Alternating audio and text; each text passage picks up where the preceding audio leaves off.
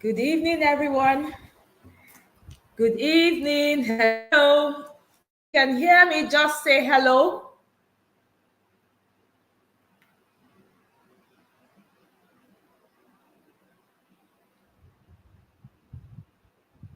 Hello, everyone.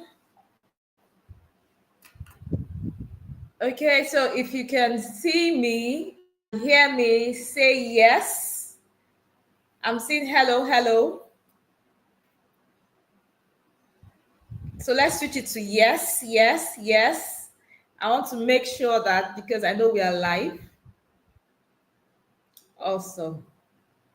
So give me just about few minutes. I want to bring in our sign language interpreter. Let me mute and look for because we must be inclusive.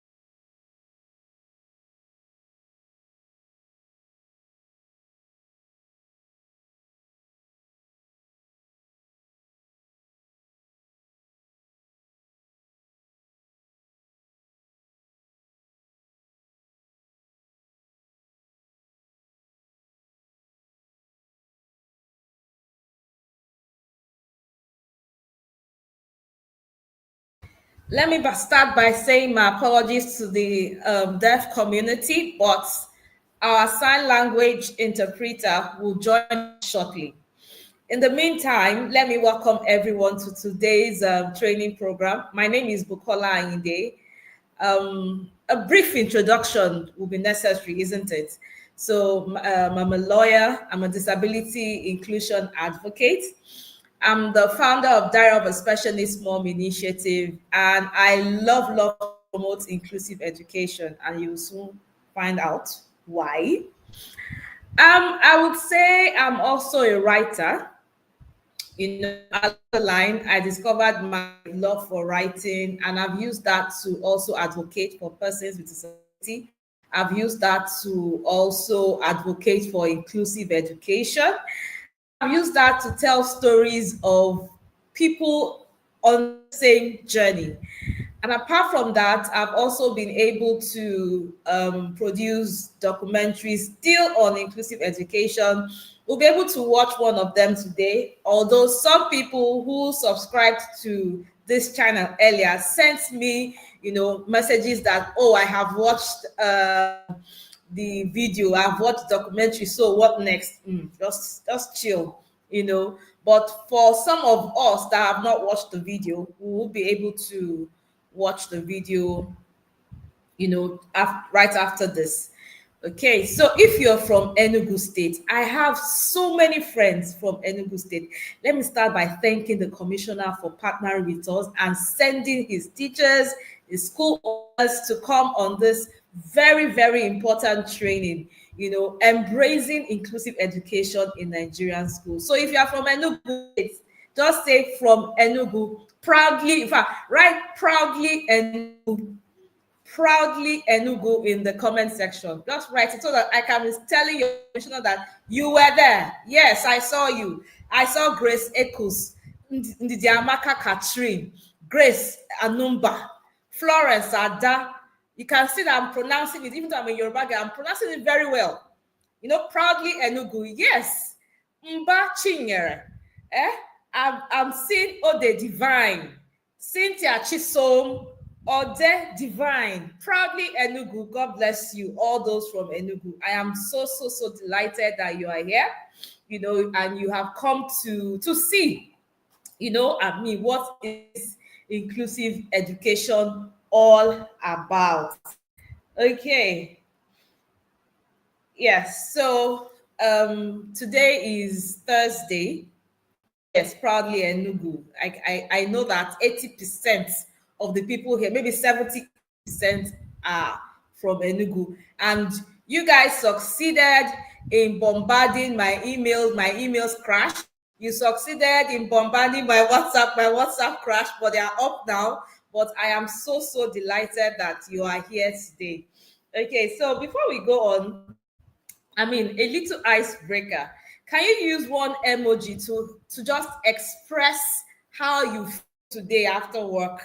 I mean, don't not how Nigeria is, or how you. By the time you say how Nigeria is, you just do a sad emoji. So please, it's not Nigeria. I'm saying you personally, how you're feeling after work today. Just use one emoji to describe that.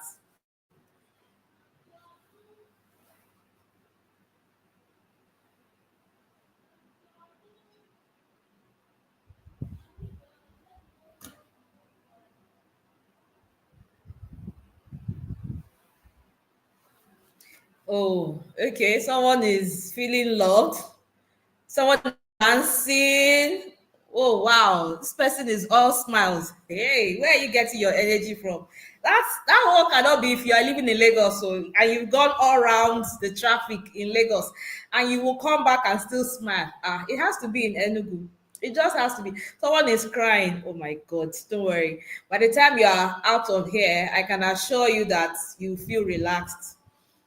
Awesome, awesome. Okay, okay.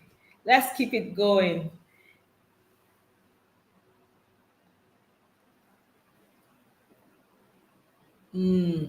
Someone is feeling so tired.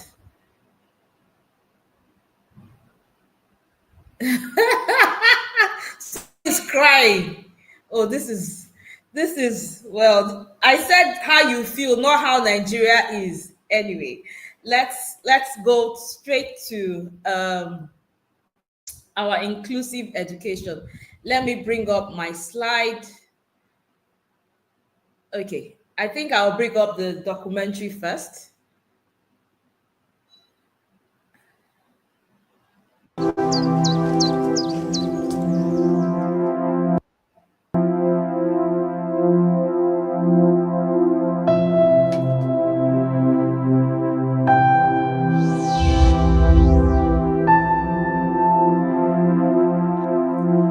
Her name is Oluwale.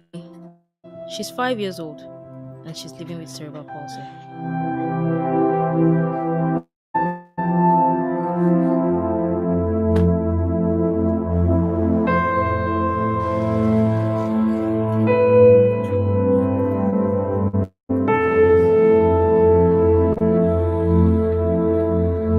My name is Bukola Inde. I am Oluwalonimi's mom.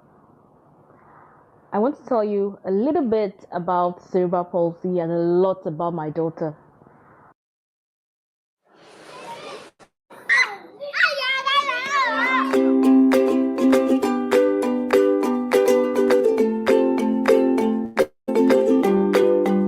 Cerebral palsy results from damage to some part of the brain. This may happen when before the child was born, when the child was in the womb, or during childbirth, either due to prolonged labor and a woman was not able to have cesarean operation on time.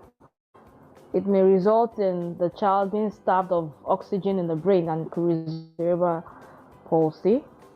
And it could also be within the first few years of a child's life.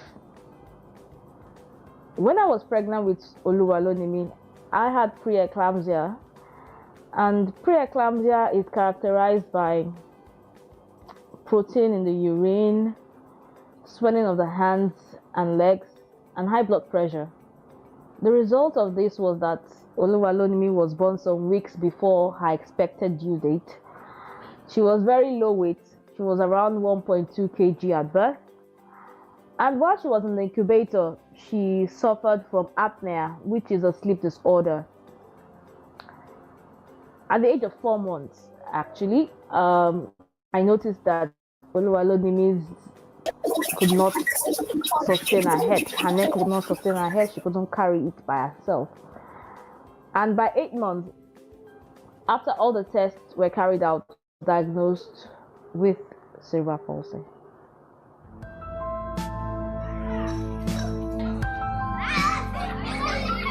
Cerebral palsy is a movement disorder. It affects the part of the brain that controls the muscles. We need our muscles to eat, smile, sit, stand up, and even pull. However, cerebral palsy appears differently in each case. For some children, it affects the hands.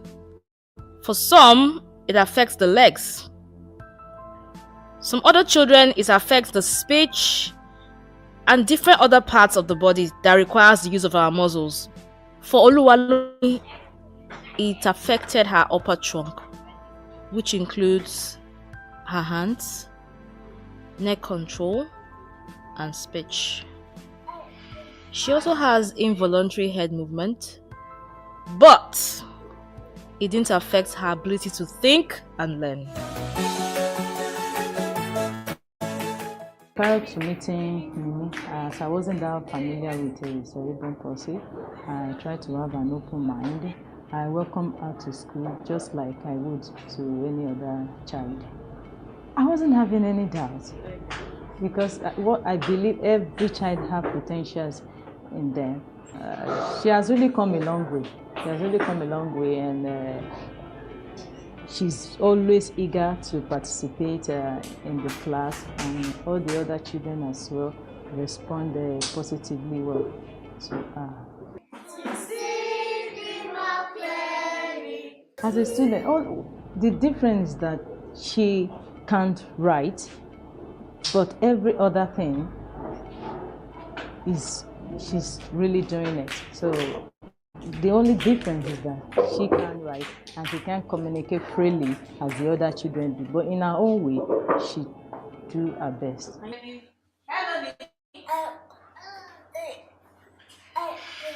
are you doing today? Very good. She's able to tell you what a noun is. She's able to tell you the names. The noun is the name of a person, animal, place, or thing. And she also knows her tens and units. She can add and subtract up to 20. She knows number facts, addition facts, subtraction facts.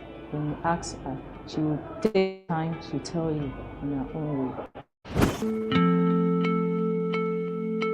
Mimi is like every and any other child that I've come across over my years of teaching, and I believe that children should have access to a very good standard of education. All children should have access to very good standard of education. So there was no way I was going to turn Mimi down.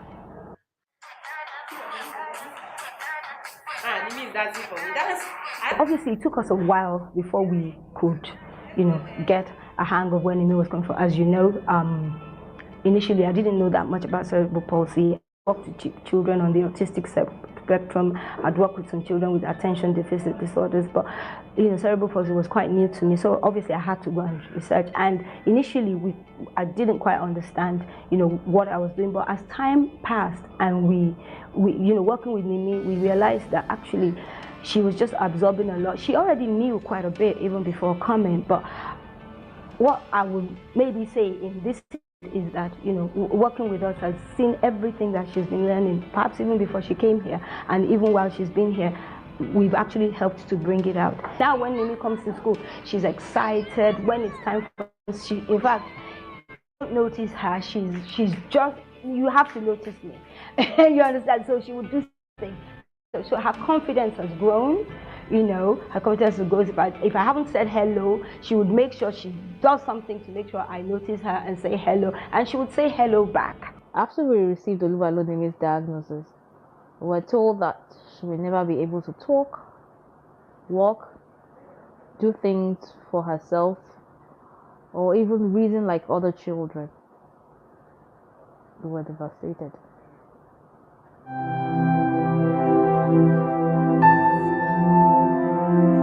After a while, one of Nimi's therapists who had been working with her suggested that we enroll her in a main school. I looked for a school around the house, and she started attending a school, a Montessori school, and she didn't give any indication that she was learning anything, but we still kept her in school with her peers. Then in 2016, she was assaulted by her physiotherapist. And that was really scary. That was really scary. Scared. So we withdrew her from everything. We withdrew her from school, from therapies, and we brought her home to care for her at home. We didn't want her out of our house. Later on, I met Tobiloba Ajayi, and she encouraged me to let go of my fears and put me back in school. Because there was something she said. She said I couldn't hide her in the house forever. I mean, at a point, she had to learn how to be independent. And that was when I went out to look for another school for Nimi. The first day Nimi will start in her new school, the children in her school gave her a welcome card. I mean, that was really cool. The proprietress, teachers, and children were welcoming. And today, Nimi is doing so well in school. I am really thankful. She has surpassed even my expectation of the things that she thought she would do in school at her age. I'm truly happy. You know, she even takes part in extracurricular activities like dancing.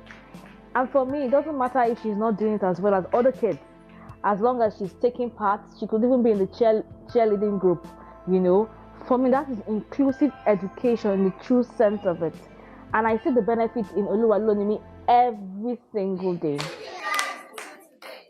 When I learned about it, it was just a period of giving a rest to my fears. I mean, initially, during the pregnancy, I've already subscribed to a magazine that gives the weekly progress of the child, you know, till the time of the birth. And, you know, when Oluwalonimi was born, she, at a point in time, you know, you'll find out that she will just be feasting her hands. So I've suspected that there is a problem at hand. So when I heard about it, it's just putting a rest to the whole thing, and life continues. My dream for Alonemi is to be able to bring out the ability in her. Someone said disability is disability. So there is ability in Oluwalonimi. My dream is that she'll be able to recognize it, she'll be able to make use of it, and to progress in life through that. Apart from Nimi having cerebral palsy and doing lots of therapy, she's just like any other kid. She loves to watch TV, play football, swim, eat spaghetti and sausage. Her best snack is cake, and she drinks lots of water. Yeah, she does. If we had assumed that Oluwalonimi could not learn and refused to educate her, we would never have realized her potentials today. The fact that a child has cerebral palsy doesn't mean that a child has intellectual disability. A child can learn even if the child cannot speak well, has speech impairment, the child has no hands or cannot use his or her hands. Nimi still has therapies. She has not stopped, but alongside she's getting an education.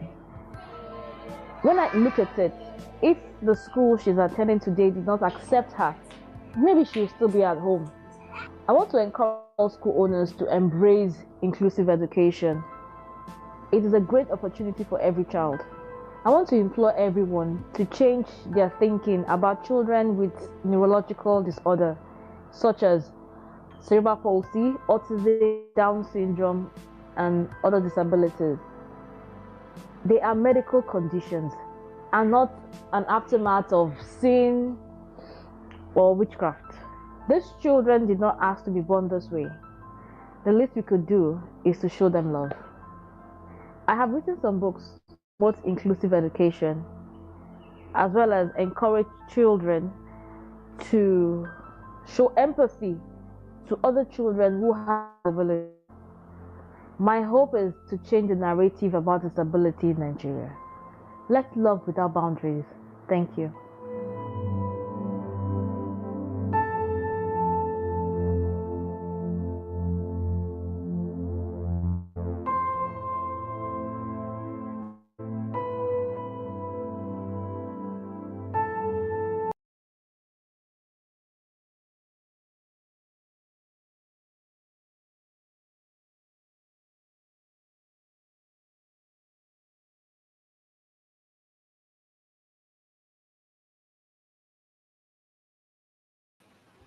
Okay, it's nice to be back. Okay, so what did you learn from that? Just one sentence of what you got from that video you just watched in the comment room, the comment section. Just write something, one sentence.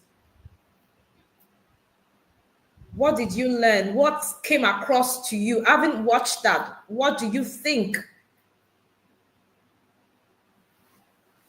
Okay, that video was made 8 years ago, by the way. Oluwalonimi is now going to 13 this December. She's in JSS1, that's year 7. And I will still show you her recent picture. Now, since we've watched this video, we've allowed some late comers to come. Let us go back to telling you what this whole training is all about. Okay, so you will agree with me that it has become very important for us to discuss about inclusive education in Nigeria. You know, many of us have heard the buzzword inclusive education, and we are wondering, what does it really mean? So, what does inclusive education really mean? Can you put it in the chat room? What do you understand by inclusive education? So, someone says every child is unique and adorable. Okay. What do you understand by what is your own idea of what inclusive education is? So, some people may say that when you place children with disabilities in the same classroom with other children with, without disabilities, you know. So someone said everyone has potentials. Look, someone said they are restless. So do you children with disability are restless? Okay.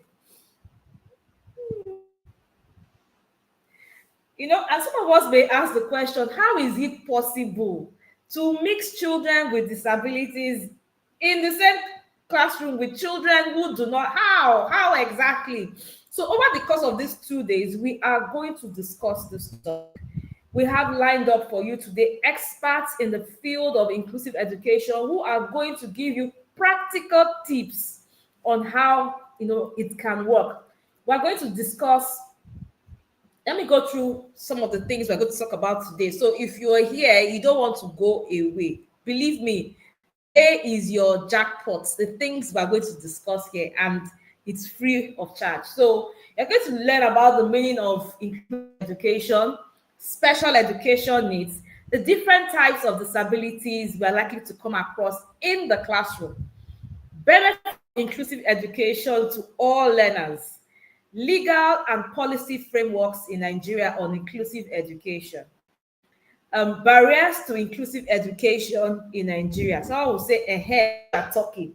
There are barriers now, There are barriers. What about we teachers in public schools? How are we going to cope? Okay, we'll discuss that. Don't worry. Teachers in state schools, we will discuss that. We'll talk about recognizing learning disabilities and special needs, then differentiated instruction. Some of us may have heard that, in the course of our training programs, teaching to diverse learning needs, universal design for learning, UDL, learning accessible to all, classroom adaptations and assistive technologies, then behavior management strategies for inclusive classrooms. So definitely in the next 2 days, we are going to discuss all this. We're supposed to have Jatal John join us today, Mr. Jatal was actually one of the members of the committee that put together the Nigerian policy on inclusive education. Because I know some of us don't know that we have policies, promoting inclusive education in Nigeria. We do. And he will join us tomorrow. Okay. So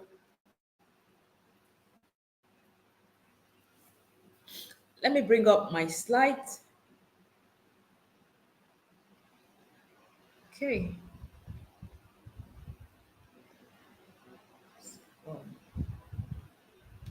Thank you. So today I will start off introducing the topic to us, and I will hand over to my colleague Adelola Edem George, who will speak further, and tomorrow we will continue. So the topic is breaking barriers, embracing inclusive education in Nigerian schools. And under this topic this evening, we'll look at the meaning, like I've said before, benefits of inclusive education, legal framework, and barriers to inclusive education. Okay, so this is Nimi in JSS1. So, okay, she's 13 years old. She is thriving. And she's not the only success story. And people will say, oh, it's because she went to a private school. Tomorrow, by God's grace, I will show you another documentary made by Site Savers for inclusive education project in Kaduna State for a public school and how it's working. So it's not just, your child went to a private school. No, this is a project in the north, Kaduna State, done by Savers, and they've done a documentary on it. And I'm going to show us tomorrow how I work in the public school. Okay, so let's start by looking at what inclusive education is. And some people will say, okay, maybe that's your child. We have other children with, diverse needs, Leave all your bias of, some children cannot. Let's even focus on learning what is possible. I know we have so many reasons in Nigeria to say that inclusive education is not possible. I know you cannot tell me that is living it, that even for me to get a school to accept my child. So I know that there are numerous reasons to say that inclusive education will not work in Nigeria. But put all your biases, all your cannot work on one side, and just be open-minded. Come to this training open-minded to just learn. Just start by learning and see what is possible, Okay. So, what is inclusive education? It is an educational approach that ensures all learners. I am giving you the definition. We know that from definition, there's actually what is applicable. So we'll talk about the definition, and later on we'll talk about how practical these are. Inclusive education is an educational approach that ensures all learners, regardless of their abilities, disabilities, background, or learning needs, have equal access to quality education in the same learning environment. So let's look at a broader view of inclusive education. So we're looking at embracing diversity, and it ensures that every child has a fair chance to receive quality education, participate in learning, and feel valued. So it's not just children with disabilities alone. We have gender equality. In some communities, it's only the boys that go to school, or maybe you find only more boys than girls in class, or even if they are in class, when they get to a particular level, you find more boys in technology courses and medicine and science. Then they now shift the girls to commercial and arts. So, I mean, inclusive education it encompasses gender equality, ethnic and racial inclusion. So you can't say, oh, I only want Hausa people in this class. I don't want Igbo. I don't want Yoruba in this class. So it has, you need to look at that as well. Then social economic inclusion, supporting children from low income backgrounds. It's also part of, looking at the view of inclusive education. But for today, we are looking at children with disabilities. I can't see my interpreter. Let me. I think anyway. You bear with us because network. But if you see me, just say yes. I see you in the chat room. So let me know that it's not me. That is just speaking to myself, and every other person can see me.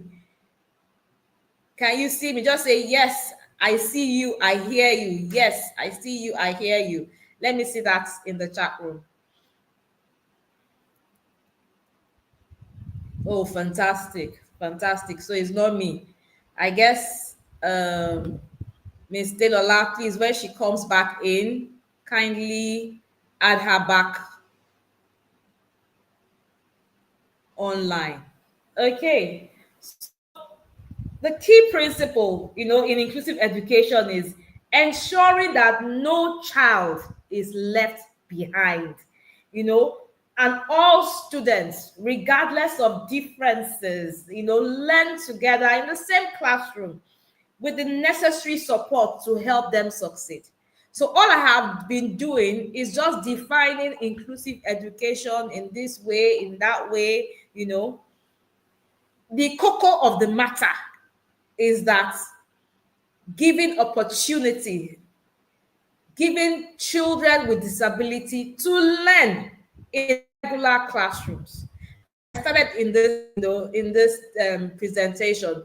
Leave all your biases aside. Leave all the, oh, it can't work. I'm not here to convince you that it can work. I'm here to help you see avenues for it to work or how it can.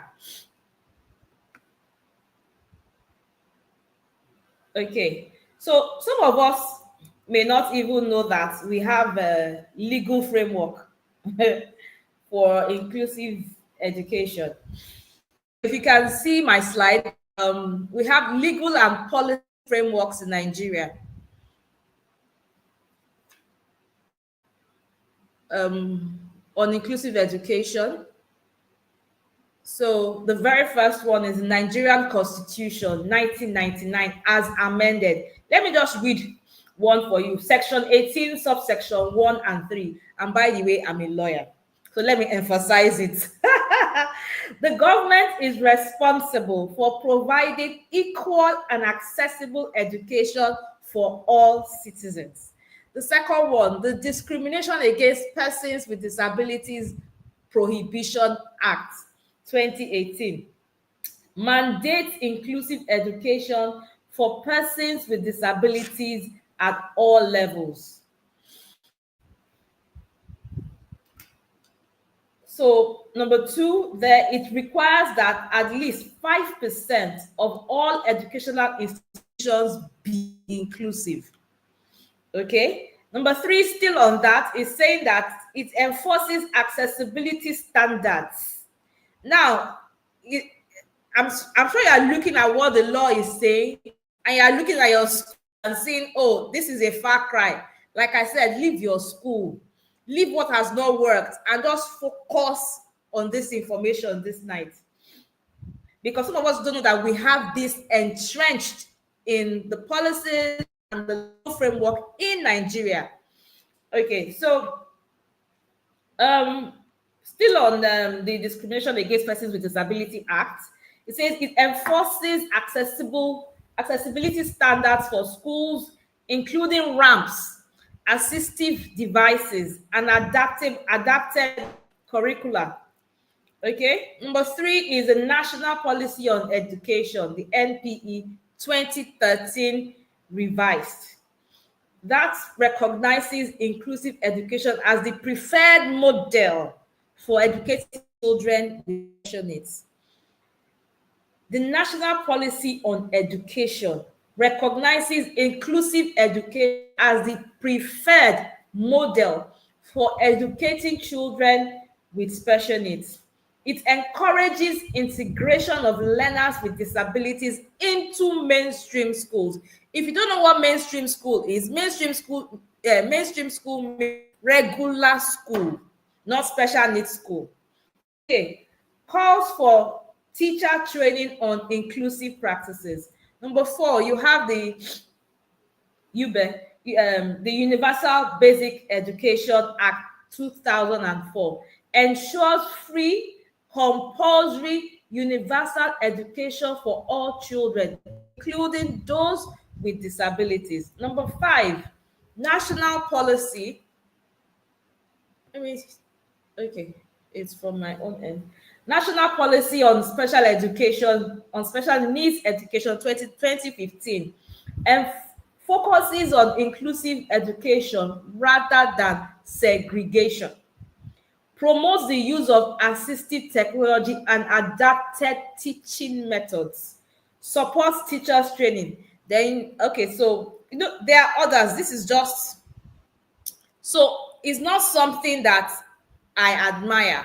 It's not something that I like. It's something that is entrenched in our legal and policy framework in Nigeria. If it's not being practiced, is another thing. But does the law recognize it? Yes, the law recognizes it. And it is stated in several laws, several policies in Nigeria. So it's not because somebody is advocating. Bukola's child, has, oh, welcome back, Dorcas. We missed you. Can you hear me? Just say hello in the sign language. So I know that we missed you. We truly missed you. Okay, fantastic. So, like I said, inclusive education is not because I love it or because it has worked for my own child or because my cognitive is not affected and we have children whose their cognitive have been affected and they cannot benefit in the classroom. No, I'm saying that inclusive education is actually entrenched in our policies and our law. Now, the application is another ball game. Okay, so let's look at the benefits of inclusive education. Pardon me, let me check how many more minutes before I run into Adelola's time. So Adelola comes up at 8 o'clock. Okay, we still have time. Okay, so the next slide is benefits of inclusive education. And I want to say that when we talk about the benefits of inclusive education, trust me, it's not just for the children with disability. Because I have seen it over and over again. And that is why I'm always so excited to talk about it. Because they think, it will amaze you that, when parents of children who have who do not have disability kick that they should remove them from disability in the classroom, I just smile because they don't know what opportunity they are losing. Anyway, they say that we act to the best of our knowledge per time. And I will show you how. So, inclusive education benefits all students, not just those with disabilities. It creates a diverse, supportive, and engaging learning environment that prepares students for real-world experience. I often tell parents that when you tell your child who do not have a disability not to associate with a child who has disability, okay, are you trying to say that, you know how they say in Africa, Nigeria, God forbid, you have an accident today and you're on a wheelchair, your child should just hide you in a room, or your child should take you to maybe an orphanage for adults or something, because you have already ingrained in them that persons who are disabled should not be seen, should be heard, should not be associated with, is a thing of shame. So you've already put that in their mind. So if tomorrow something happens to you, you've told your children invariably that they should be ashamed of you. Okay. Includes so one of the things that it does is it promotes equal opportunities for all. So it ensures that every child, regardless of their ability, their background, their gender, access quality education. So it fosters a sense of fairness and belonging among all learners. So you can imagine, if let's even look at a child that has dyslexia, or learning disability, and he doesn't have any physical disability, but he has learning disability. Then you discriminate him and say, oh, because he cannot read, he cannot do comprehension, he cannot do spelling, he should keep repeating, or maybe you tell him he has to withdraw from school and do vocation. Do you know what it does to that child's self-esteem?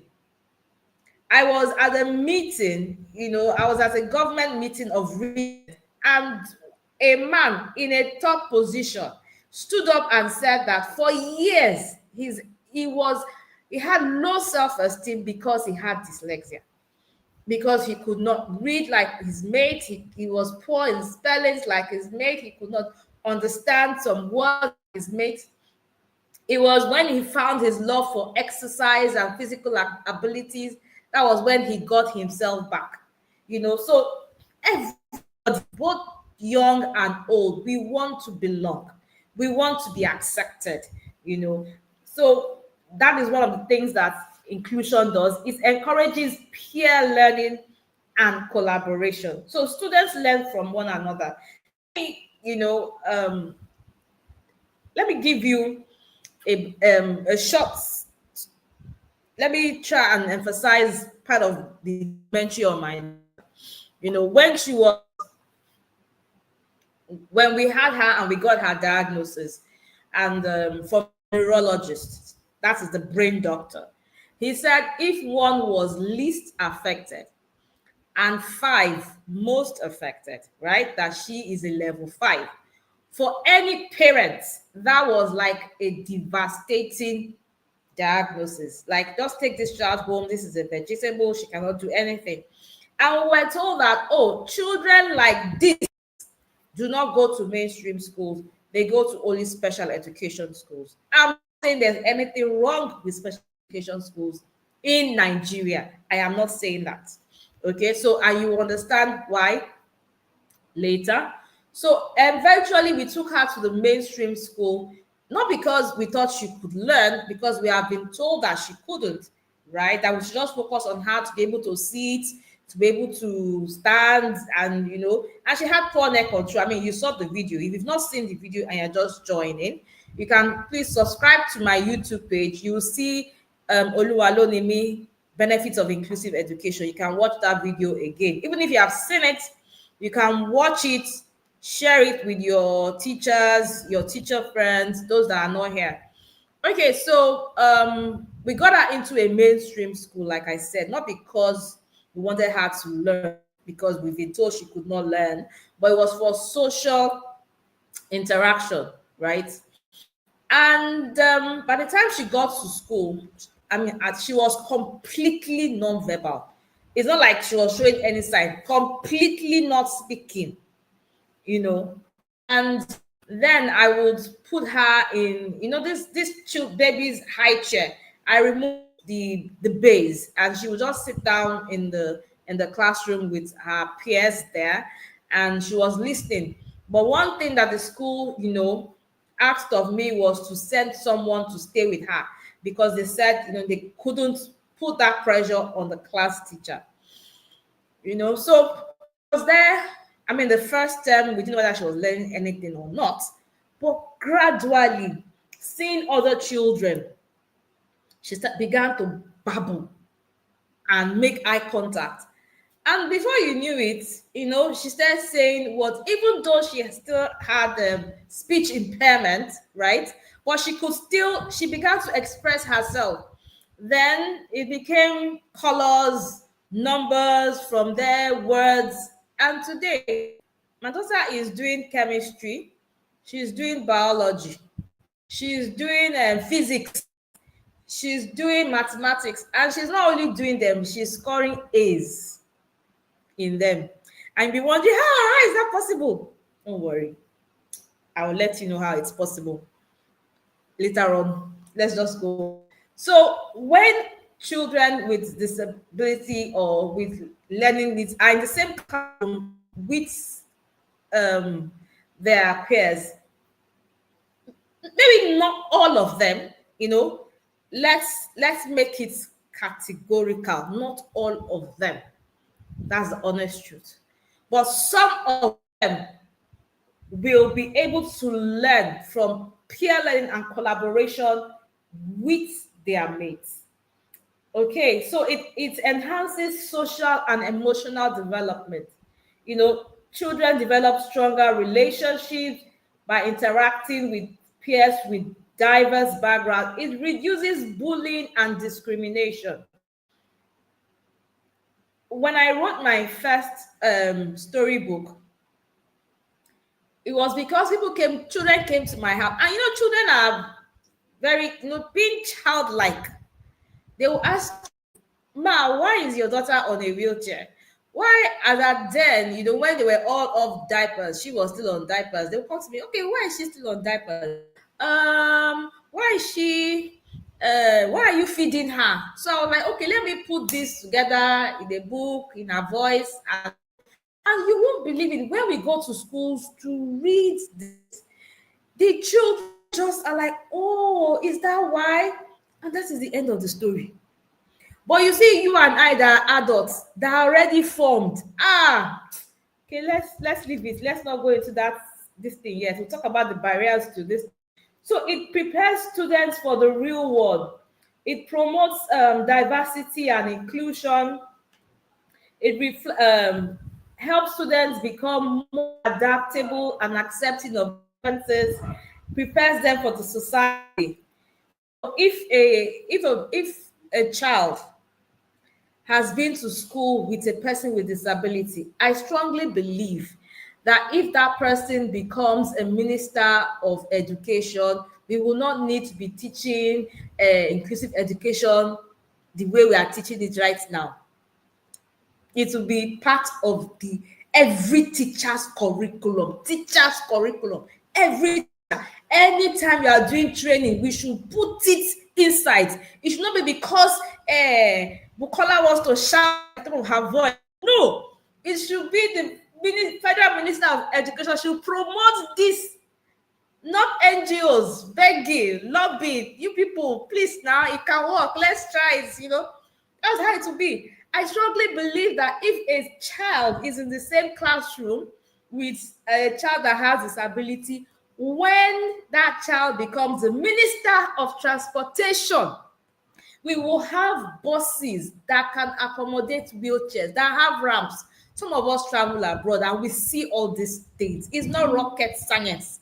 But because we don't have an inclusive community, today, how many of us see persons on wheelchairs in supermarkets? How many of us see them in maybe even churches? Where do you see them on the road begging? Because we have kind of tied disability to liability and begging. That's what we've done in our own country. Meanwhile, in developed countries, persons with disabilities are breaking. They are breaking. Trying to look for my interpreter again. Persons with disabilities are doing great things because they have been enabled to succeed. They have been empowered to succeed. So that is the difference. So there is ability every disability. I'm very passionate about this. I can talk all night, but I'm trying to stick to what we have on the slides. Okay, so strengthening, another thing that inclusive education does is that it strengthens the teacher's skills and innovation. You know, by the time a teacher is trying to accommodate all the different learning needs in her classroom, going to definitely think outside the box. It's going to improve her instructional strategies to meet the diverse learning needs. It's going to encourage the use of technology, adaptive tools, and creative teaching methods. You are having, a child, on the spectrum.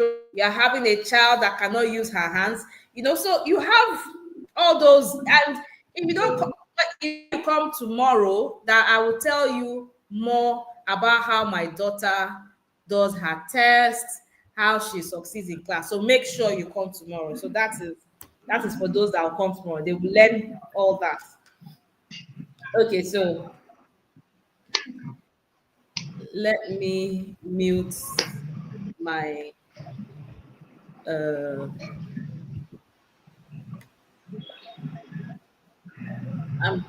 trying to mute. Okay, I've muted her. You can continue. I was trying to mute you actually. There was something in your background. Okay, so quickly look at the barriers to inclusive education. Someone will say, now you are talking. There are barriers. It's not just as simple as you're saying. Because it has worked for your child doesn't mean that it can work for everybody. I know. I am not oblivious to the fact that inclusive education in Nigeria right now can work for all students. No, I'm the first person that will tell you that in Nigeria right now, it may not be able to work for all students. Yeah, but it can work for many. Let's not shy away from it. Let's look at it, because what we have in our schools is that once you see a child with special needs, the first thing you say is, hey, we don't want that kind of child here. That child, go to special needs schools. Even some schools, will say that, oh, if a child has epilepsy, the child should not be in school. Do you know how many children in school that have contagious diseases that you don't know of? Epilepsy is not by saliva that it will touch you, you will catch it too. I want us as teachers, as school owners, as parents, that at least if you can take something away from this training, educate yourself. It is a brain problem. I'm trying to use the regular layman English. Brain problem. Brain problem is not contagious. Some people say, oh, if I touch the person, or if the saliva touch me, I will catch it.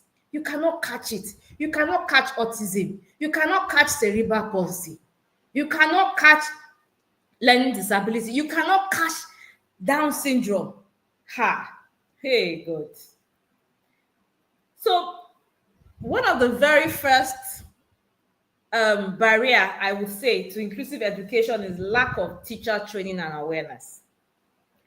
Many teachers are not trained to support diverse learning needs. In fact, I have seen many schools that will say they are inclusive schools and do not know how to run an inclusive school.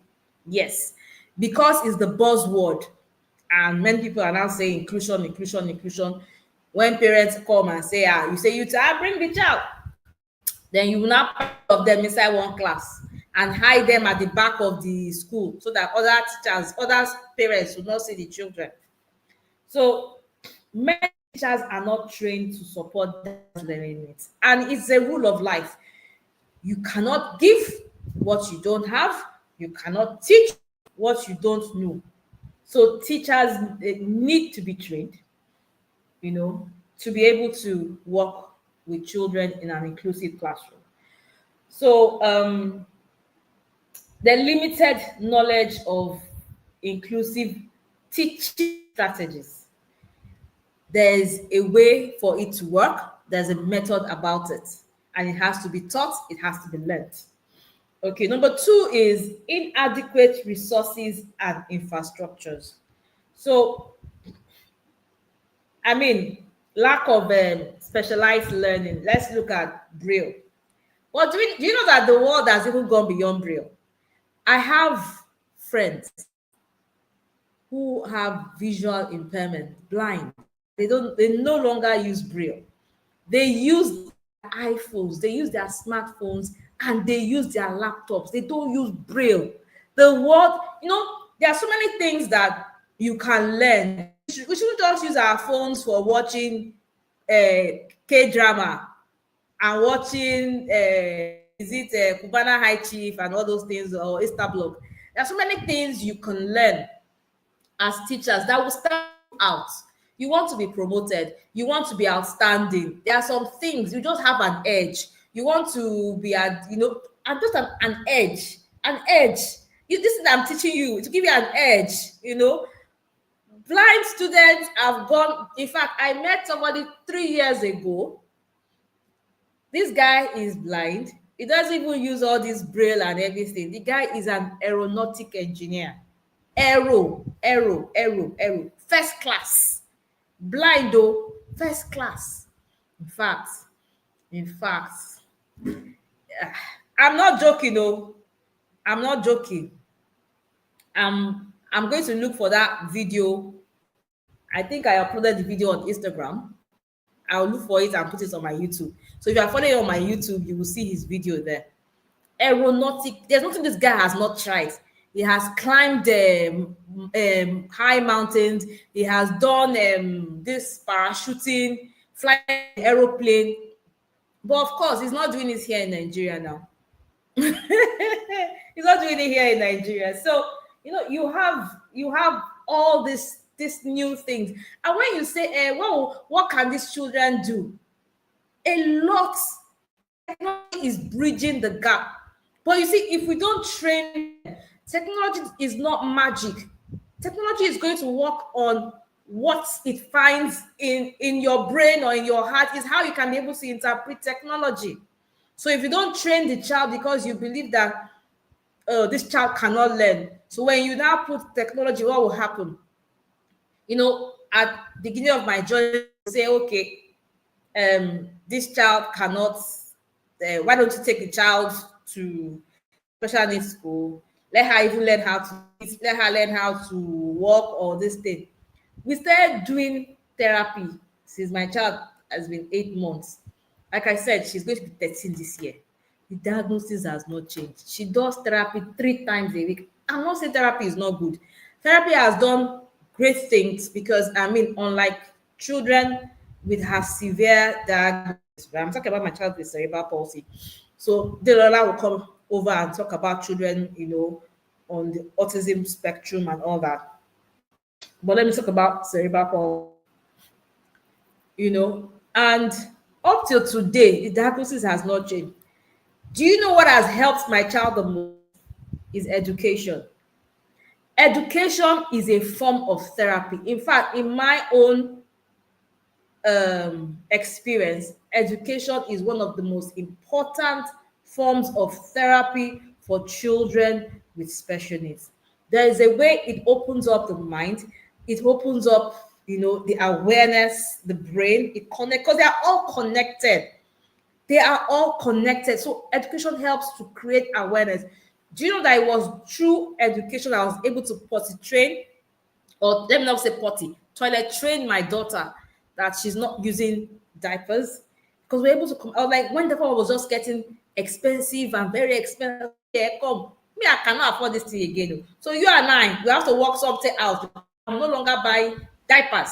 And that was how we began. And today, even when we are traveling, nothing, she doesn't use diapers. When we get to the airport, we'll take her to the restroom, she will pee. And because we cannot even use the toilet plate, because that thing cannot contain 3 people, be able to even assist her, even 1 person. So is when we come down, as soon as we come down, she goes to the toilet again, And that is it. Education is powerful. Okay, so number two is inadequate resources. Yes, we've talked about that. Accessible classrooms, ramps, base. These are just basics. When we talk about physical things, they are basics. Accessible classrooms, ramps, or restrooms. That one is even what makes me have headache in Nigeria. You're talking about your school is inclusive and your toilets are not accessible. Children that who have mobility disorders crawling to get into the classrooms, crawling to get into dirty toilets. We have those things, and it breaks my heart because our leaders travel and they see how they dedicate toilets to persons with disabilities. When you get there, you can go there with your wheelchair. Is big, much like 3-4 times bigger than the regular restrooms, and you can go there. You have things to hold, things to touch. You have big changing platforms for children who need to change their diapers, and we come back to Nigeria and behave as if those things are not necessary. So I mean, these are just basic things that we're talking about, basic things. Now we have negative attitude, you which is the biggest actually from everything I'm discussing. Negative attitude and social stigma. Oftentimes we will say that parents don't bring out their children who have special needs. The question I say is that how will they, when the community will stigmatize them? I've had parents have told me that, oh, one particular woman said, oh, her friends have stopped inviting her to parties, but that's the one that concerned her. I don't want her in parties anymore. I've had a woman say that she told me that the landlord asked her to pack out because her child looks like a snake. You have persons complaining about how they are being treated in church. Someone said, I think the son has hydrocephalus, when you have water that has been retained around the brain, so the head is big. So she said when she sits with her son in church, people will not sit next to them. And the honest truth is that I always smile because truly it's not their fault. It's ignorance. If you don't understand something, you would think it will catch you like epilepsy, isn't it? But you can imagine if they hear it from the pulpit that this thing is not contagious or this person does not have mental illness, maybe they will relax a bit. So stigma is it's there. You have the social, cultural, and religious bias to persons with disability. It's in our community. We cannot shy away from it. I remember going to one particular public school in Lagos, and I was told that a pregnant woman, when she was posted to the school, the special needs unit of the school, she begged them to remove her because she said that the children with disability would enter into her womb and turn her fetus into a special needs child. And she cried and cried until they posted her out of the school. So these are some of the beliefs. Some believe that, oh, if you have a child with special needs, you use your child for juju, for money, and I always tell them that if I don't have that kind of maybe Dangote money, or more, then I don't know what exactly we are talking about. They will say, oh, a woman or a man committing, that is why they have children with special needs. In fact, one guy told me that he's always afraid, he has a disability, he's always afraid to go and buy something from traders in the morning because they believe that if he is the first person that gives them money, then he's going to bring ill luck to them. So we have social these myths that generated by people in the community to stigmatize what they don't understand. Because when we don't understand something in Africa, we make it very mysterious. Children that has been offered to gods. We have so many wrong narratives around it. Disability is a medical condition. Yes, some of you now that maybe on my contact tomorrow, you said Jerry Eze's link, what God cannot do does not exist. But guess what? I'm on the fire altar with you. Eh? We are there together. So don't offend me this night. Disability, having special needs is not witchcraft or this. See, let me be real with you. I have to end up round up in the next 10 minutes. I have to round up. Let me be real with you. Every bad thing, helpful, suitable, special needs, so yes, we agree it's from the devil. But if you can give treatment to, if you do not demonize headache, do not demonize children with disability. We have schools, teachers that will try and do deliverance for children with disability. If you try it, and some of you here, I'm sure will still later relocate. If you try it abroad, you will go to jail. I'm telling you now categorically. Try it abroad, you will go. You will. God bless you if in America with Trump, you will go to jail. Because in developed countries, you don't believe that. You understand? So you have to be very professional with your work. Put your beliefs aside, And I always tell parents, the fact that you are praying doesn't mean that your child should not have therapy, should not go to school. I have seen miracles, literally. Miracles happen during therapy. I've seen miracles in classrooms. Children that cannot walk, and during therapy, they start walking. My daughter's life is a miracle. Someone that was completely non-verbal. And in the classroom, let me shock you. About, I think it was last month or last 2 months, my daughter JS1, right? There was a math quiz with JS1 and JS2, right? She was the winner. Girl still has speech impairment, right? She cannot use her hands. She cannot walk. She's on a wheelchair. She was the winner from between JS1 and JS2. So you can imagine all I have been focused on is, oh, she has to walk, she has to stand, she has to use her hands, she has to do this. We would have lost it because she's still not doing it, Now, why I'm giving you this scenario is I know there are children with diverse needs. There are some children with even as an intellectual disability. I will talk about that as well. But the children that we see in front of us, let us even give them an opportunity first before we say no. This one just goes to this. And teachers who are in special education here, I am not condemning special education schools. No. And a time will come that we need to revamp our special education schools. Some do not even do literacy and numeracy.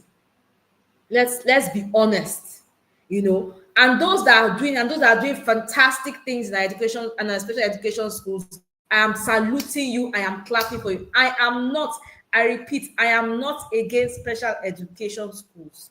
I am saying, like what the law says, what I have shown you, that inclusive education is entrenched in our legal framework. Okay, so we need to, come against the discrimination and biases from teachers, from students, from parents who do not have children with special needs. Then bullying as well. We need to educate the students. Then another thing that is a barrier to inclusive education is rigid curriculum and teaching methods.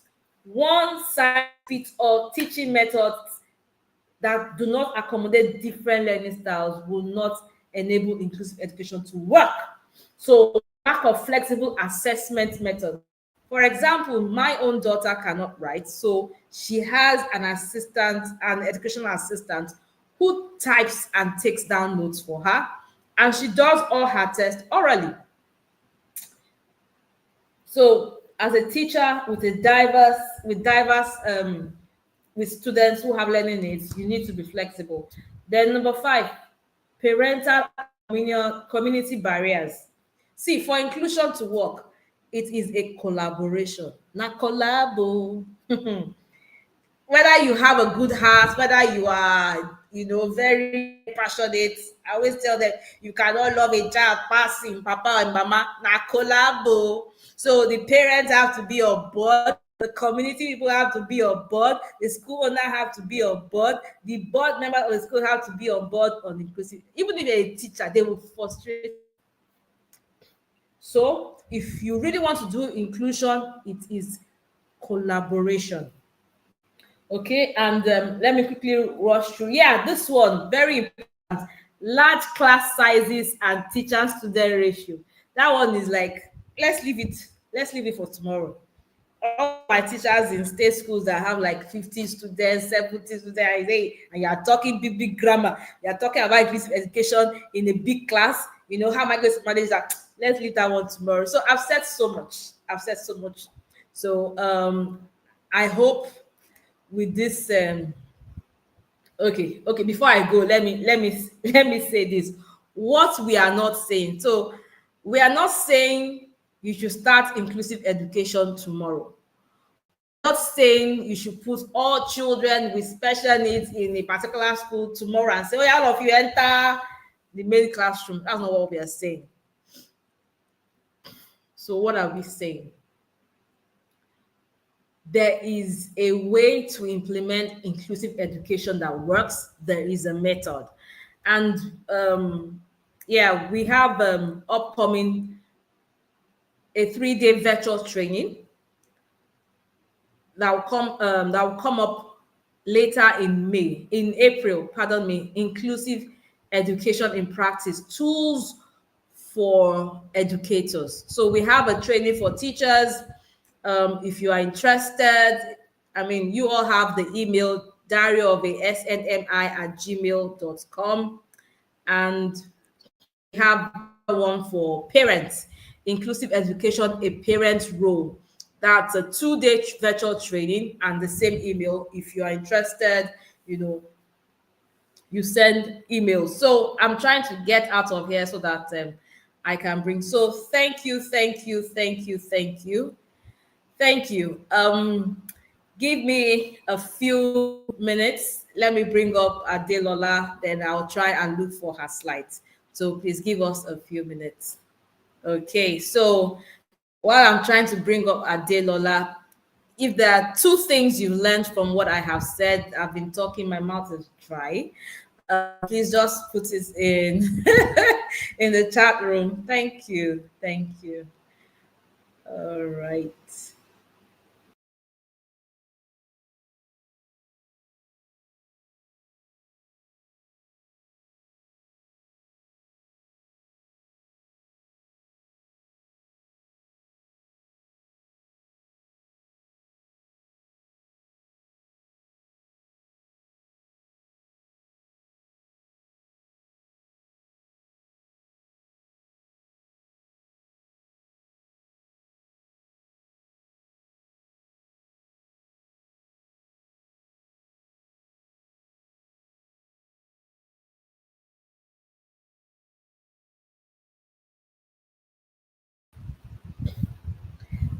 Okay, let me quickly introduce Delola before I look for her slides.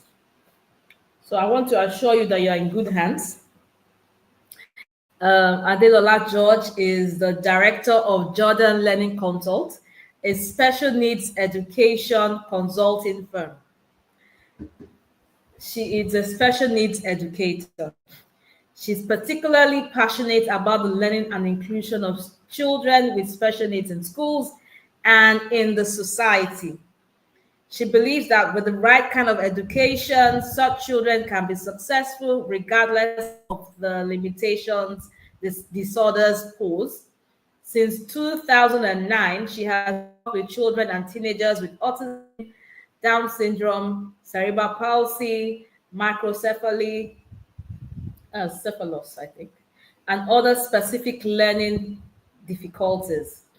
Adedola is certified by the International Board of Credentialing and Continuing Education Standard (IBCCES) as an autism specialist.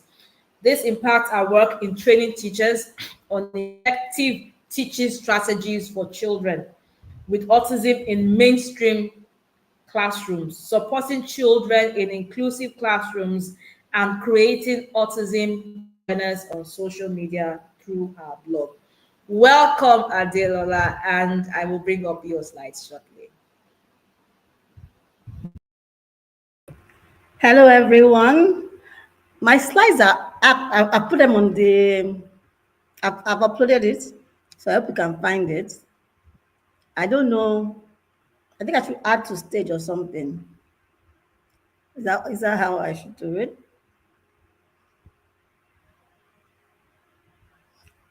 Okay.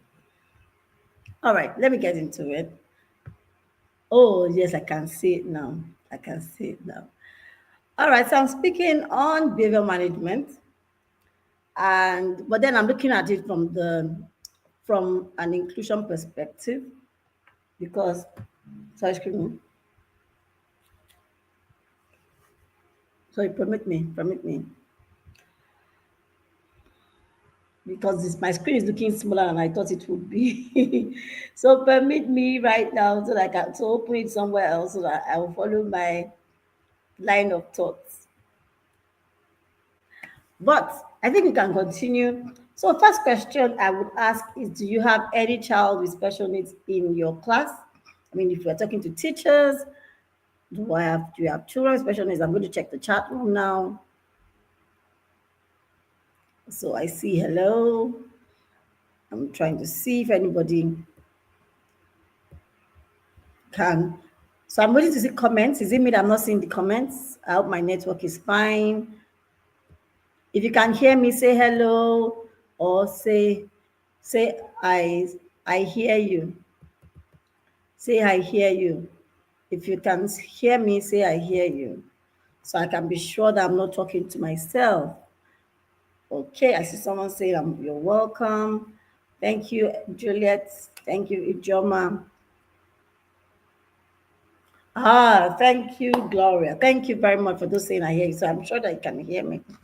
All right. So if you have any child with special needs in your classroom, so I have a list here. I mean, maybe just to put some together, the common ones that these days we find in a mainstream classroom. So of course, like she mentioned, I'm an autism specialist, so I have autism spectrum disorder, ADHD, dyspraxia, dysgraphia. I'm going to explain them, you know, at some point during this conversation. Cerebral palsy, Down syndrome. She talked about cerebral palsy quite extensively. Visual processing disorder, auditory processing disorder, because there are other communication disorders. I mean, and they impact learning, they impact the child's experience in the classroom, and by extension, the teacher's experience in the classroom. All right. And yeah, there are different challenges that children with special needs might have in your classroom, and you must be aware of them before we even talk about them. And why should you be aware? As not just because, okay, we're looking at specific conditions and what are the challenges you're going to face. While we can have such conversations, I want to tell you something. You know, there's this saying that you don't prepare for war in the time of war. You prepare for war in the time of peace. So now that I mean, of course, I know that some of you would have, I've only seen one person say that they have a child with special needs in their school. She didn't even say that it's in her class. That's the only response I've seen about special needs. Oh, someone said, I have a child whom I think has special needs. That's fantastic. Thank you, Feiwa Winifred, for that response. All right.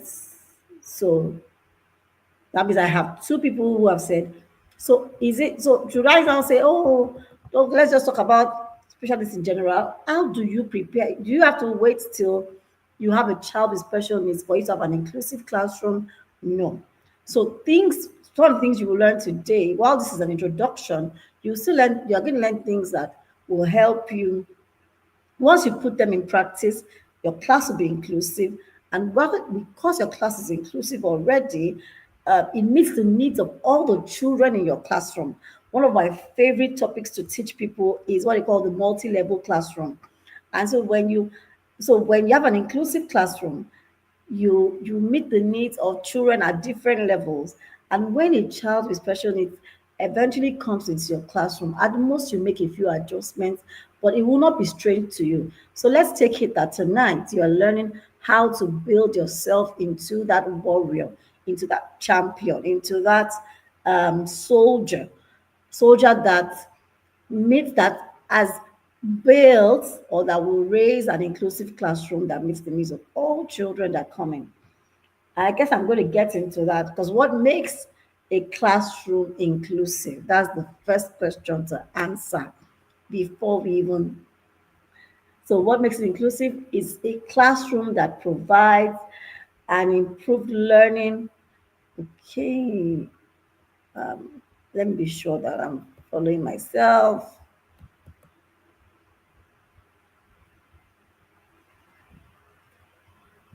Okay. All right. I'm trying to make sure that my slides, sorry, I realized that I've not been moving the slides. How do I don't know how to move. Okay. Slide two. Oh, so I've just been talking and I've been moving on.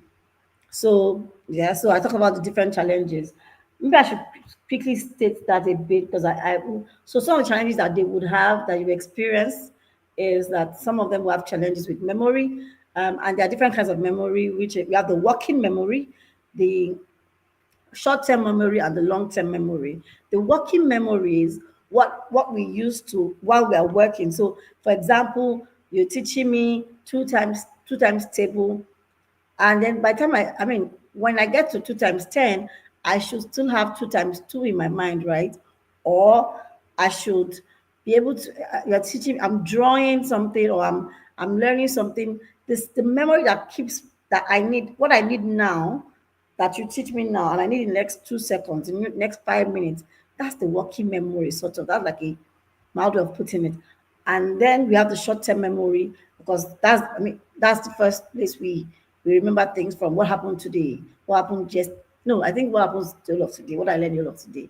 And then things have to get to the long-term memories. That's why we can remember things we learned 5 years ago, 10 years ago. I mean, when we are studying for exams, we're able to remember exactly what our teacher described, the role play, and all of that.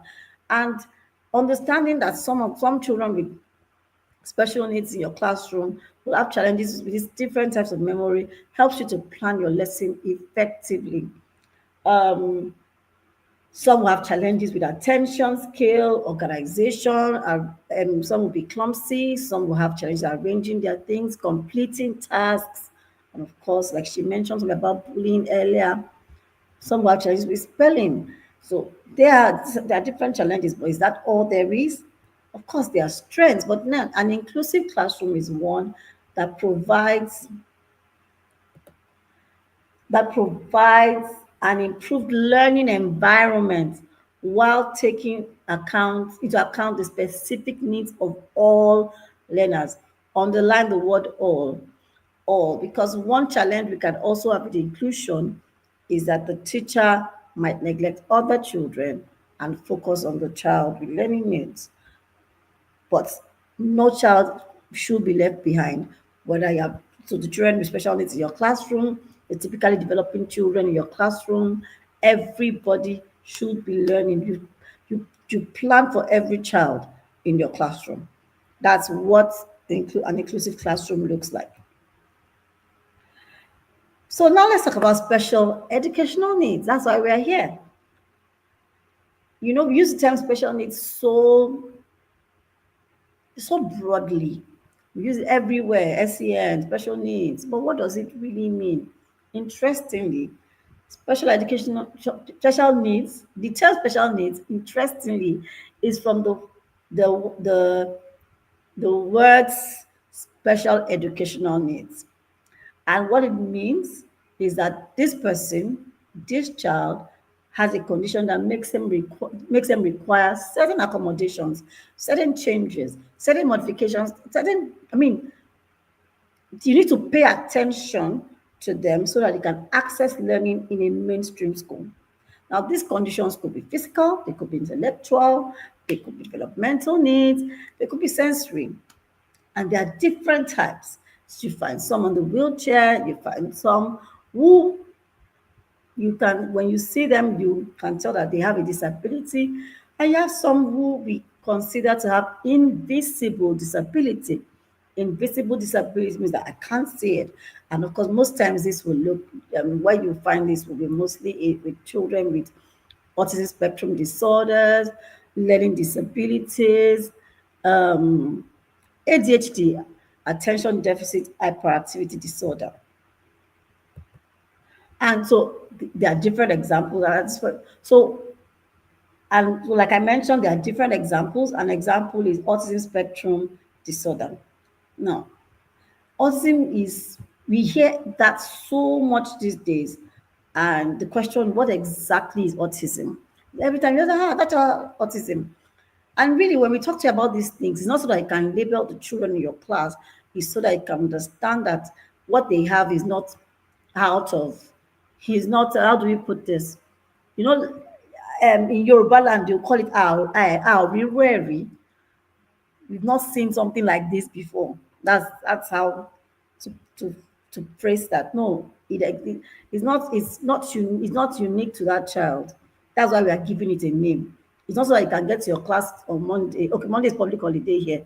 Or it's not so I can get to class tomorrow and say, this child has ASD, this child has Down syndrome. No, when you know that, oh, these things have a name, and when there's a name to it, at least once there's a name to the problem, to what naming something is where the solution starts from.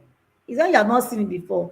When there's no name, that you say, how do we help this child? Is this helpable? Is this problem solvable? No. But giving it a name just helps you say, okay, there's autism spectrum disorder, and I mean there's this disorder that this child has. It has a name. Other people have it, and they've succeeded despite the diagnosis. Another advantage is that it helps your research as you want to help the children in your classroom. So ASD, as we have the autism spectrum disorder, it's a spectrum. The symptoms may vary in children. However, there's impairment. It means that it's an umbrella term for a group of disorders that that's characterized by an impairment in social skills, limitation in communication skills, and stereotypic and repetitive behaviors. So you find that this person has challenges with their social skills. Communication skills will be verbal and non-verbal communication. So oftentimes it's one of the common things is that there's delayed language development or poor language development. Some will actually talk, but then how they relate will be quite different. Verbal and non-verbal, they have challenges with non-verbal communication as well. Understanding your non-verbal cues, communicating with non-verbal, for example, pointing, they have challenges. They mostly have challenges pointing to what they want, understanding your tone, or even using the tone that's appropriate, in a particular setting or at the right time. And that's autism spectrum disorders. Cerebral palsy, she's talked about that already. It affects a person's the muscles that control movement, the limbs, and it is caused by a damage to. So I'm seeing that. So basically, it's caused by damage to a developing brain, usually between cause. And usually, one of the common ways that we recognize it is that there are challenges with the limbs, with the mobility of the limbs, or sitting, neck control. And guess what? We still find them in schools. And like she mentioned, cerebral palsy does not affect the intellectual ability of the child. So, do you want to say that if a child is extremely brilliant, a child is a genius, for example, because they have cerebral palsy, they shouldn't learn like other kids. They should they should be we should not tap into their geniusness. No. So that's why we could see children with cerebral palsy in our classrooms. Excuse me, I just want to be sure of what I'm seeing. Oh, Tourette syndrome. Tourette syndrome. So Tourette syndrome affects how usually the person, as they call it, tics, but basically the tics could be verbal, it could be movement, but there are sudden tics that the person does not have control over. So you could have a child who blots out, and usually things are not really acceptable, who blots out words in the classroom because they have Tourette syndrome. There's epilepsy. She mentioned that epilepsy does make a person have special needs, right? And she mentioned that some schools will reject a child with epilepsy. But yes, epilepsy might definitely affect learning for most individuals, but it doesn't mean that it's the end of the world. And as a teacher, you should learn how to how to teach effectively an individual with epilepsy. Attention deficit hyperactivity disorder. It's called ADHD. And as it says, there's attention there, there's hyperactivity there. So it is characterized with impulsivity, excuse me, impulsivity, hyperactivity, and lack of attention. So yes, the child will lose attention, will lose focus. The child will most likely be very hyperactive in your class. Now, you know the interesting thing about ADHD is this: anybody can look like they're hyperactive in your class. It is not a reason to diagnose the person. But understanding ADHD can help you manage a typically developing child who might be hyperactive, right? But ADHD is a disorder on its own because these symptoms are not based on choice. Oh, I just don't want. It's not that child wants to be just wants to blot out or just wants to run out of the class. Or I mean, because one of the challenges that a child with ADHD might have is being able to organize their tasks, complete tasks on time, arrange their locker or something or their desk. Is not the child's fault. So when you understand this, you're able to support effectively that child. Many years ago, I had a child with ADHD. I work as a special needs educator, right? And at a point, so I was supporting a child in a mainstream, and I support children in mainstream classrooms. So I was supporting a child with ADHD in a class, and one of the challenges we had was that he would have um, he would always forget his pencil when he moved to another class. So if he went for music, he would forget his guitar in class. Like everybody remembers to carry the guitar. Only him would forget his guitar in class. Uh, he always has a question in class. He always has a question. Next thing is always he wants a bathroom break. I need to go to the restroom. Suddenly, I need to pee. It, few things we did just to help him to put less pressure, to be honest. One was I had a checklist. I like to tell the story. I had a checklist of things in there for every class, and he had to look at it. Of course, it also affected how he completed task because planning to complete his task, he would do many things. When they want to submit, they're like, "Oh my God, I'm not finished. I'm not finished." So he had timers. There were timers to remind him that your time will soon be up for this task. He had so checklist also helped him, and definitely we also helped him to arrange every time we checked to that his things were well arranged. One interesting thing I will never forget about this child is that we used to have we had visual schedules for the day. Every time he came into the class, the first thing he did was look at the visual schedule, checked if it was arranged for the day. He would check his timetable and he would ensure that schedule was arranged. It was important for him that the visual schedule was exact because that reduced his anxiety for the day. It helped. At least one thing we know he never lacked was knowing what class to go. He knew that if he had music, he was going to the music room. He had his numeracy in another class because they grouped the children based on abilities, and he knew, okay, he's looking, I have numeracy next. It also helped him to go through the day. So even if I don't like my numeracy class, I know that the next class is science that I really love. He knows that because he has come into the class that day without anybody prompting him to set up the visual schedule. And I'm going to get into that as we go on. Next, okay, next slide.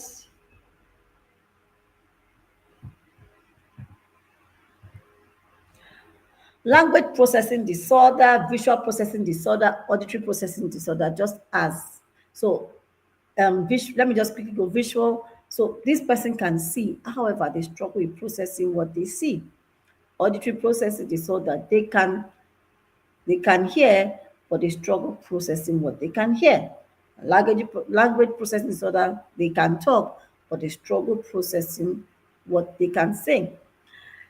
The truth about it is that these are invisible disorders. However, visual processing disorder will look like you struggling. You know this child can see, but they might not copy the notes correctly from the board. So you want to provide support. Sometimes what it requires is reducing what they have to write. They don't have to write extensively. Maybe you have short notes, you have printouts that they can stick in their notes, or you have the keywords that they need to write so that they don't have a bulk of things to write because writing for the board from board is quite difficult. And a child with auditory processing disorder, you want to put the child closer to you so that he can hear your instruction, confirm that they are hearing what you're saying, or that they've heard what you're saying when you teach, and constantly engage that child, constantly engage that child. Language processing disorder, you need to give grace so that they can actually process what you're saying and process what they want to say and say it well. But imagine if you are rushing them, be fast, be fast, be fast. The child has not finished processing what he has to say. Dyslexia, dyscalculia. Let me put them together. Dyslexia affects reading, dyscalculia affects maths. So basically, dyslexia affects how somebody processes words, sounds, letter sounds, reading, spelling. So they'll experience difficulty. Some years back, I worked with a child who is dyslexic, and extremely brilliant. Maybe I should have on this list what they call exceptional, twice exceptional, twice exceptional. That's what you call them. Twice exceptional. Genius, but and also a dyslexia. And he would write, tell him to give you this, tell him to tell you about maybe like give a presentation. He will do a fantastic job with it. But tell him to write that presentation. As the teacher, you had to pay attention. I mean, you would miss out words because the spellings were sometimes it didn't make sense. Sometimes it was that his sometimes spelling, sometimes we will mumble the story so that the middle might not be very clear. It was quite interesting, but fantastic presentation. This guy was so brilliant that he would do he was not doing his level of French class. French for him, the only way, I mean, usually in that kind of school, they scale up children like the teacher could extend learning in that classes they plan for gifted and talented. And I think that's on the list. But still, the French teachers were like, this guy, if we are going to extend for him, he would other children will suffer or something. So they moved him 2 classes ahead for French. In English, his work was extended. However, he will do better in presentation than in writing because of the dyslexia. It affects how a person reads. Sometimes it might be that there's a mirror image. Sometimes a letter might be missing from what they're seeing. So reading is quite difficult. Or blending sounds is also not as easy for them. So if I say the word cat, I know that I can hear cat. But for some children with dyslexia, they just hear cat. They can't separate the sounds, which then affects reading, which affects spelling.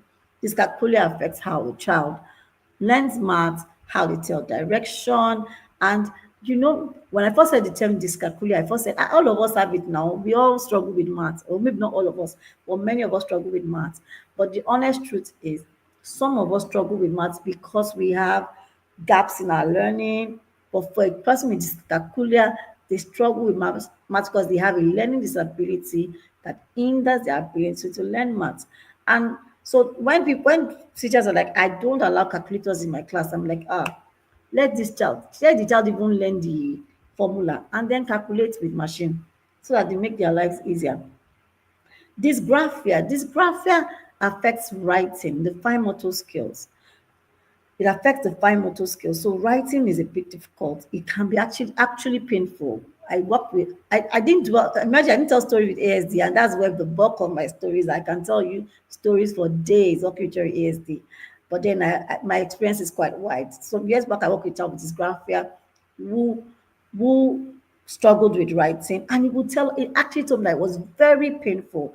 And one of the things we did in the school was that we allowed him to type a lot of his responses.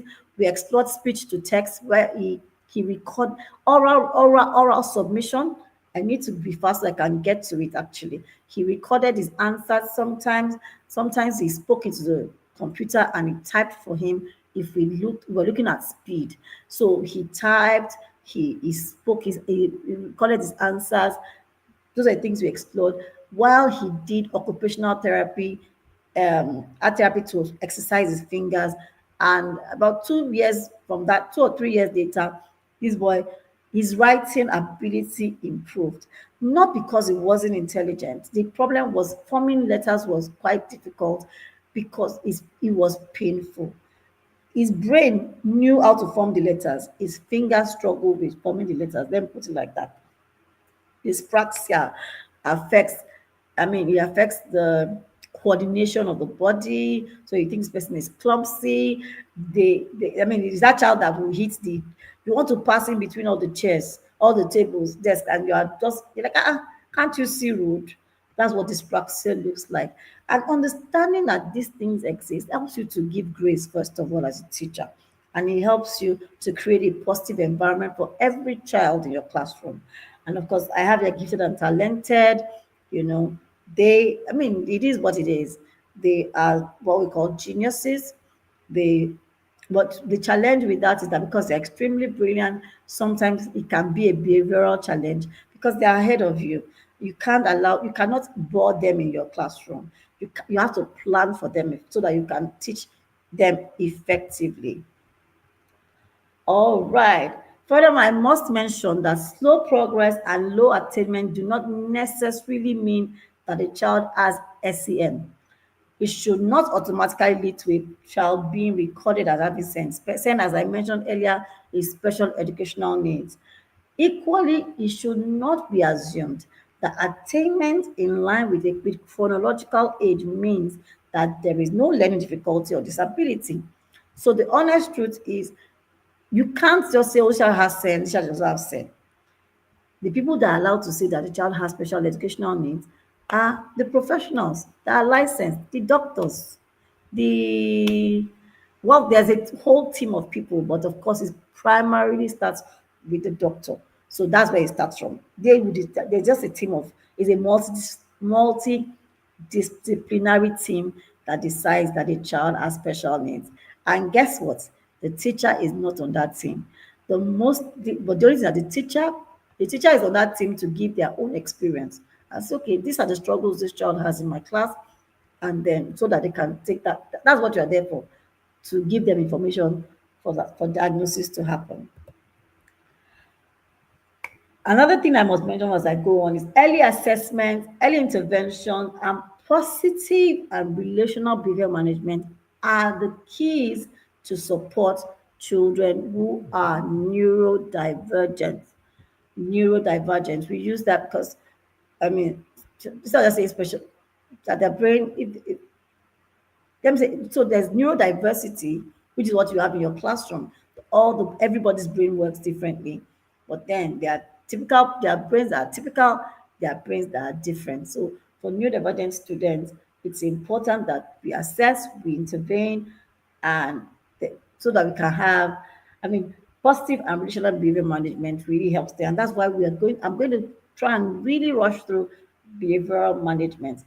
Cognitive disorders resulting in learning anxiety serve only to increase the inattention, impulsivity, poor memory, lack of confidence, social isolation, and school failure that we talk about when we talk about special needs. Of course, these things I've mentioned, all these quotes are from people who work. Okay, one was from the British Cent Code, and this is by James Flinch. Oh, let's get into behavior management. Before I continue, let me just look through the comments and see if anybody has said anything or asked question. Okay, no, people are just talking about the program. All right. Thank you, everyone. I love that people are even putting their learning points. Thank you so much. So, what is behavior? See, before we even talk about behavior management, when you hear behavior management, the first that comes to your mind is challenging behaviors. That child does not listen. That child does not sit down. That child, I mean, does somebody agree with me? If you agree with me, put it in the chat room. I agree, right? When we hear behavior management, that's what we always think about. But like I mentioned at the beginning, we are not saying, I'm saying you can have an inclusive classroom, whether you have a child with special needs in your class or not. Prepare yourself, be that soldier who is ready for war in the time of peace. Be that teacher who can effectively teach any child when you have not met a child that is different yet. Yeah? So what is behavior management? What is behavior? Behavior is anything a person does. What do you do in your class? What do the children in your class do? I want you to put in the chat room what you expect. What are the things your children do? I don't say challenging behavior. What do they do in your class? Let me give you an example. They answer questions, right? They sit down quietly during the lesson. When you say repeat after me, they repeat after you, right? Is that not what they do? Or at least that's what you expect them to do. And they go to the restroom. Sometimes they are gisting while you are teaching. One child hits another, his classmate's his head. That's a behavior. All of these things are behavior. The children are answering, they are writing their answers in their books. They complete their task. All of this, everything I've mentioned, they're all behaviors. So whether it's appropriate or it's not appropriate, it is a behavior. So you as a teacher, if we're saying you want to raise inclusive classroom teachers, we need to help you to manage behaviors in your classroom. Behavior and classroom management skills are important for you if you really must have an inclusive classroom. So I'll share a few tips I'm going to run through because time is of the essence. Number one thing, if you genuinely care about the children in your class, you can rightly manage behavior in your classroom. You want to care about them. You want them to do well. You want them to sit still. You want them to learn your class. You want a child, I tell people, see, I mean, sometimes I meet teachers and they're like, oh, how do I learn? This child is not learning? See, do you want this child to learn? What do you want this child to learn in your class? That's the most important. What do you want them to learn today? So you're creating a lesson plan. You're like, okay, I want all the children to learn about ancient ancient Benin Kingdom or something. In ancient Benin Kingdom, there's like 1 million things to learn. However, I want Abimbade to know about the king, the name of the king in ancient Benin Kingdom. Right? So those are the things. I mean, that's one thing to look at. So because you care about everybody, you care about Nonye that is in your class to learn. So first is that and how do you make your class How does your class show that you care about the children? Your class should be warm and inviting, from the classroom arrangement, from the language. If you're that teacher that is so horrible with your words, insulting children, you cannot make your class inclusive, because children will test you naturally. A child with special needs may test you a little bit more, a little bit more. Like I said, special needs is different for different people, but and so some of them will test you. Some of them will test you. So let your class be warm and inviting. Model appropriate behaviors. You can't tell the children to respect each other when you don't respect the children. You can't tell the children to treat the child with special needs kindly and with respect if you don't treat that child kindly and with respect. You can't tell them to respect the child with special needs and treat them kindly when you treat the one that does not have special needs without kindness or and without respect. So you have to choose you cannot say, okay, this one they've taught us that we should be good. I will be good to you. Now say you that did not tell me that I should be good to you. I won't be good to you. Today, this is your cue to be good to every child in your class. This is your cue to be kind to every child in your class. So model appropriate behaviors. Identify the children's strength. Identify the strength of the child with special needs. Identify the strength of all the children in your classroom. Know their likes and dislikes. And this is important because I'm going to get into it. Be aware of possible triggers, things that can. So, for example, we had mentioned autism. Many children with autism would have what they call sensory processing disorders, and what that means is sensory processing disorder means that they can be hypersensitive or hyposensitive to the information that comes in through their different senses. I mean, the our senses, our common senses are we have the five common ones. There are others: senses, eyes, nose. Okay, no, these are the gates, but auditory, visual, and all of those things. And sometimes information can be too much for them, and it can cause a challenging behavior. Maybe child might run out, might scream. Be aware of possible triggers. Note their weaknesses and their opportunities. Oh, this child struggles with this, but that's an opportunity for this child to learn this. So this child is struggling with addition, but it's an opportunity, right? Don't just focus on it as a weakness. It's an opportunity.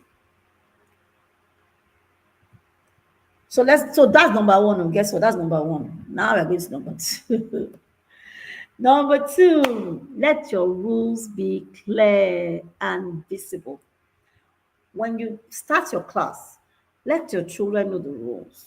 And this is important because having the rules, like I mentioned, there are certain things because of the differences. A child might not, a child with, let's say, ADHD, for example, might want to always go out for bathroom breaks. So, but if your rules are clear, they know what to do when they need a bathroom break. And if possible, you can have something visual, it'll be great for you. So I have an example there. Don't let the rules be out there. You want to go to the bathroom, you have to take permission. You can't just run out of my class. And let the consequences be clear as well, right? Let your lessons be engaging. Include their interest in your lessons. Some years back, I worked with this child with autism, and he loved dinosaurs. Loved dinosaurs.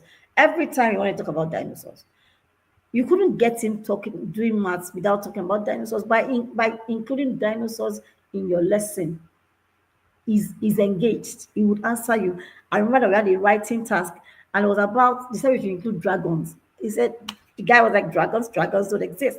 Dragons don't exist. I said, okay, in my mind, I was just like, what am I going to do? I asked him. No, I think it was the class teacher then asked him, what if you would write about a dinosaur? He said, yeah. And of course, he knew about all the dinosaurs, different types of dinosaurs. So he wrote about one particular type that I cannot remember now because I don't know about dinosaurs. And he wrote about he created his own story using a dinosaur. When he was done, so he used a pencil. When he was done, just said, oh, fantastic story here. You have achieved my goal of writing a story, a fable, I think, And then she's, no, it wasn't a fable, it was something about a myth or so. Said, all right, let's clean this and put a dragon there. Guess what? Oh, he didn't even shout. He said, he was like, would it go? Would it go? I was like, yes, it will go. And just started to read and say, see, if I put dragon, it doesn't make sense. Doesn't make sense. By including his interest, we got him to learn to write because the goal was for him to write, to do creative writing. And we were writing about myths and legends. Of course, dinosaurs don't make up myths, but dragons are in myths. So he still achieved that goal. Identify the child's interest, include the child's interest. The child like cars, include cars in your lesson. The children in your class, and it's not just one child. Learn about what the children like. Your children, you have children in your class that like animals, include animals. Whatever the subject, maths, science, you can include anything, even English language, even geography. Include the children's interests in your lesson. Let them engage. And now explore product differentiation. What this means, so generally we explore differentiation, which is why I said you include their interest. Differentiation basically means including, I mean, planning for every child's ability in your class. So if I'm teaching, when we plan our lesson, right, all children should be able to do this. Some children should be able to do this. Most children should be able to do this. Two or three children should be able to do this. You know, that kind of thing. That's where differentiation comes in. So we learn that this is, so we know that, oh, in my content, this is the part that at the minimum every child should get. So some years back, a teacher I worked with, I always tell the story of a teacher that one child in our class was still at the level of 3 times table and 4 times table. Meanwhile, other children were learning to multiply three-digit numbers by two-digit numbers. You know what she did? She will always include 3 and 4 in her questions so that that little boy would engage. That's content differentiation. But product differentiation is exploring different ways that children can show you that they are learning. Mrs. Ainde talked about her daughter giving her answers orally. I talked about the boy who was fantastic with presentations. However, his writing was more difficult. I talked about the boy with the dyslexic boy, the boy with dysgraphia, who we explored typing and talking, giving oral answers because he found it difficult to write. Some time ago, I remember the children were supposed to write. I was supporting a child in a class, and children were supposed to write about different kinds of sentences. And the teacher said, tell me how you are going to create this assignment, do this assignment. And the child I worked with said, I want to do a PowerPoint presentation. And she said, oh, I'd like to see that. Me too, I was like, I'd like to see that too. First of all, the first miracle was that she did the assignment before. We got to school. She was like, Miss Delola, I have my assignment ready. I looked at it. She was able to talk about different kinds of sentences using PowerPoint presentation. Sometimes people will use posters. They'll say, okay, draw a poster instead. A child might not be able to write extensively, but they can express what they've learned through posters. Some will give oral presentations. Explore different ways that children will show you that they are learning. Some years back, I worked in I was supporting a child with learning disability actually in an English class, and the teacher was teaching on blogging. So I asked the teacher, I said, can she record a vlog instead? Because writing is difficult. But if she is able to record a video of herself, I mean, the key things about having adjectives. This, I mean, talking was I think it was a travel blog. You know, we could get pictures that she could. I mean, maximize video editing. These are Gen Alphas. She can do anything. She can put pictures on the video. Do this. Man said, no, no, no, no, no, no, no. It must be writing. That's what the curriculum demands. I will never forget this story in my entire life. In fact, one day I will write a book and it will be in that book, and I will send the book to the man. He was like, no, no, no, no, no. It was a British school. Guess what? That was the year before COVID. 2020 COVID comes in. 2020, the next session, guess what the British curriculum had now included? It was now called blogging or vlogging. The instruction was that children could either blog or vlog. I looked at him, I said, see your life. By now, you would have been ahead of England. But no, your pride and your rigidity will not let you see far. Don't be rigid. Explore. And then, and just I felt that that girl made a lot of progress during COVID because the children were allowed to record themselves answering questions. They were allowed, they explored, they did quizzes, instead of writing extensively, the teacher would send Google form questions so that they'll just pick the answers. Man, this girl was just someone that used to have funny grades. She was just passing.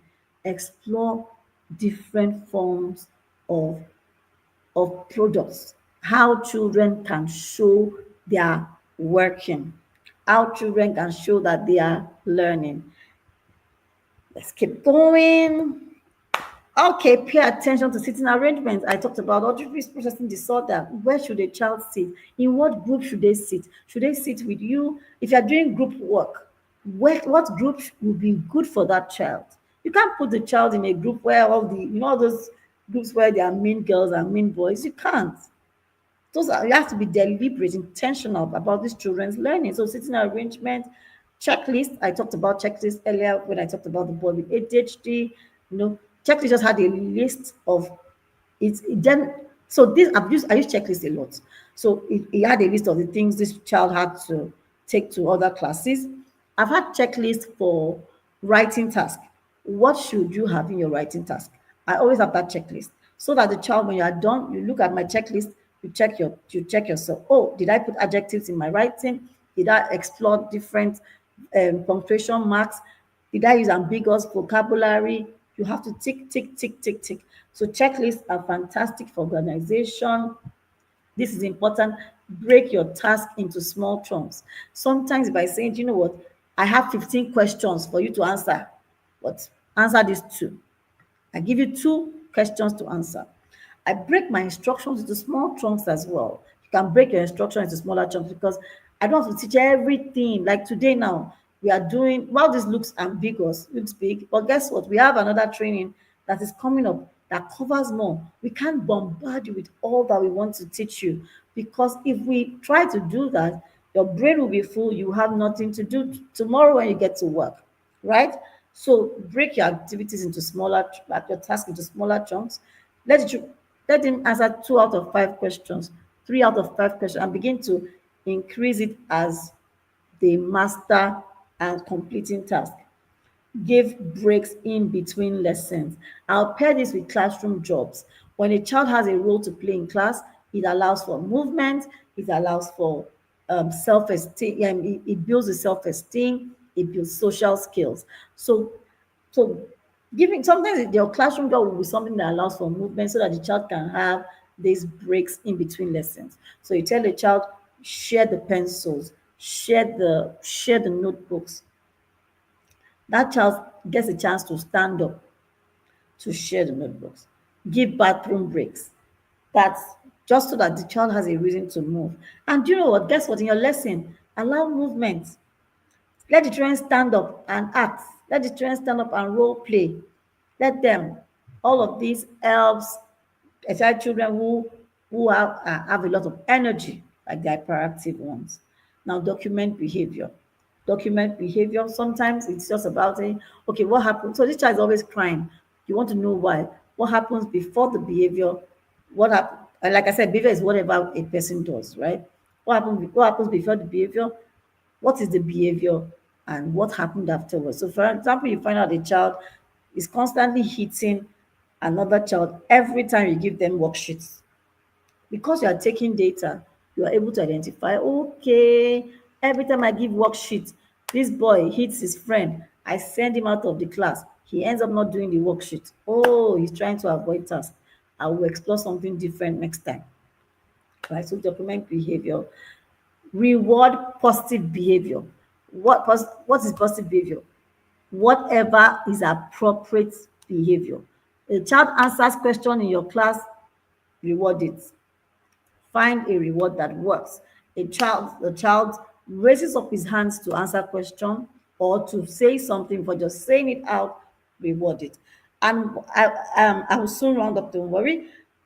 The Now, speaking of rewarding behavior, I want to quickly talk about positive reinforcement.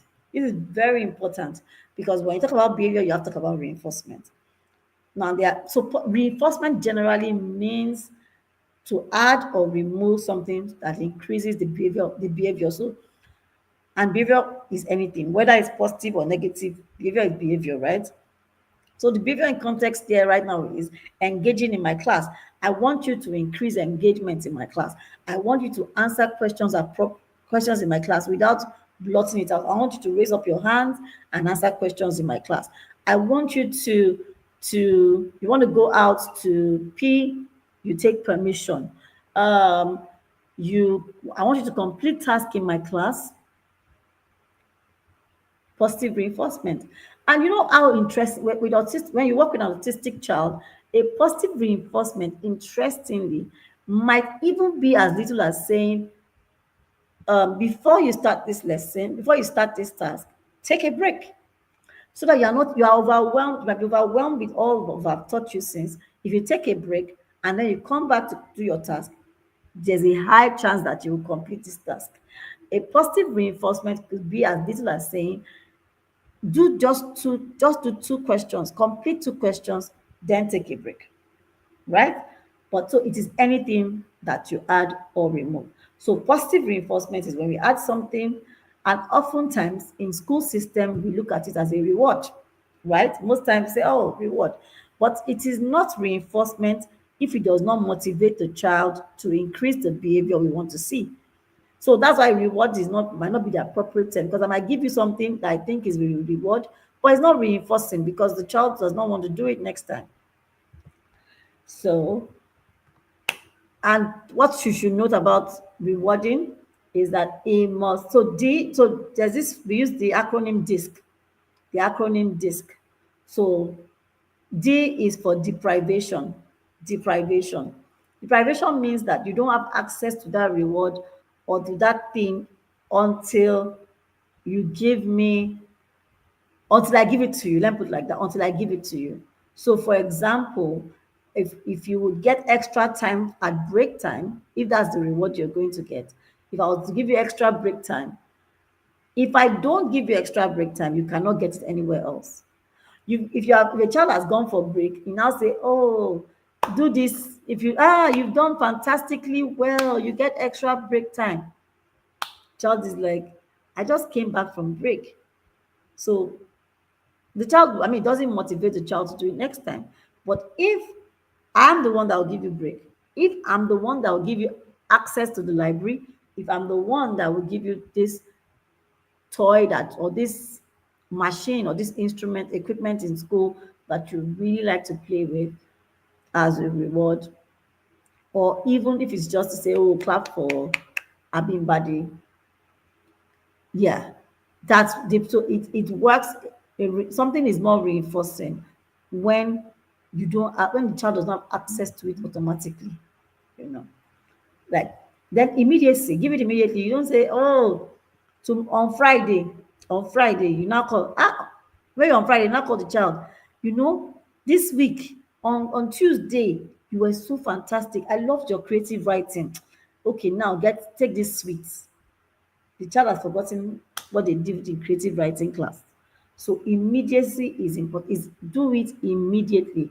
One of the reasons it's important when you work with a child with autism, for example, is that if you don't reward the behavior immediately, another behavior might happen, whether it is what you want or you don't want. And when you now give that reward, it looks like you are rewarding the other behavior. So, for example, the child has completed task. I didn't give you the reward now. And then it's when you are now throwing a tantrum. Maybe you are now crying. And I say, okay, yeah, come and take sweet because you completed your task. Then the child thinks it's the crying that you are rewarding them for. So they will cry some more, right?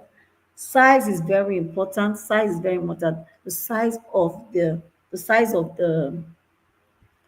reward is very important. if I've done and I went to present, I went to do presentation for you in your in at the assembly. I've done a fantastic job of presentation on the assembly ground, and all I get is a high five, for example. Meanwhile, I'll get that same high five for just entering your class. Chances are that I don't feel like that's rewarding for me. But if I get a whole kind of celebration, that looks a little bit more rewarding. So this is the last point, contingency. If I don't work for it, I don't get it. So that's why it's important. Contingency means that you get rewarded for what you have worked for. So I want you to complete task. If I give you less tasks so that you can complete it, it's easier for me to reinforce you. So having this kind of setting in your classroom will make your class more inclusive. You are able to work with children at different levels, whether they have special needs or they don't have special needs. You are able to work with them and build, and you have a positive classroom environment and an inclusive classroom environment. So at this point, I'll say thank you very much. Wow, wow, wow, wow, wow. At a point, I was just, blinking her head and say, "Hey, God, you don't want me to sell my this woman. You've gone over and over, beyond the syllabus. Please, let's just give her a well done emoji and thank her for very detailed, training. Like I told you, this is just like doing this free, and at this such a point like this, we believe that this information should be out there, to the teachers, to the parents, to school owners, to know that inclusive education is possible.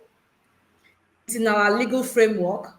It can be done, but it must be done right. And we're not saying, that all children in Nigeria who have disabilities will be able to be in the classroom, but there is a method, there is a way to it.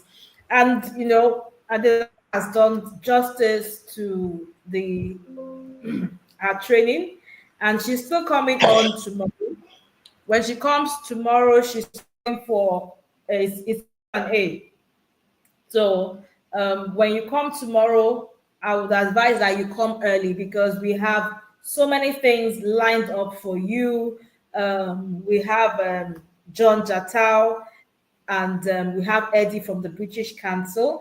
They will tell us what British Council is doing with as regards inclusive education in Nigeria and other African countries. So this is something you want to key into. This is the future. So if you want to be that, teacher who is on the cutting edge, you need to plug in. You need to learn and relearn. You need to, remove all the bias, not some, all the bias that that you have about persons with disability. You need to understand what inclusion is, disability awareness. You need to even become an advocate. You need to get yourself educated. All the information that you need is out there, is on the internet. If you just type it, it will come up and you will see it. So tomorrow we're going to have Rhoda Odigo. She is like, top notch. She's going to tell you more on having the classroom because that is like really, really key. Then I will also come on board tomorrow as well to take it deeper, on inclusive education. So you don't want to miss tomorrow. I want you to be here, and I want you to be here early. That is why I am leaving us on time today. But before we go, let me show us this again.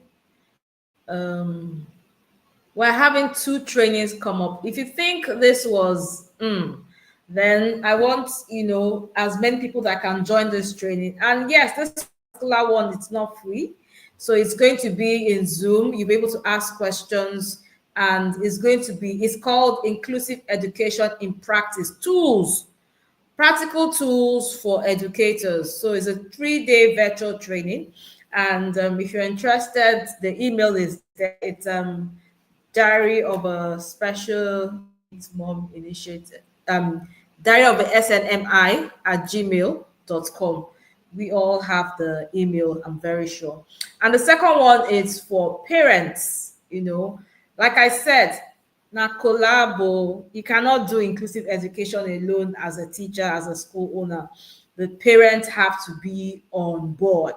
So inclusive education, a parent's role. As a parent that wants inclusive education to work, how can it work?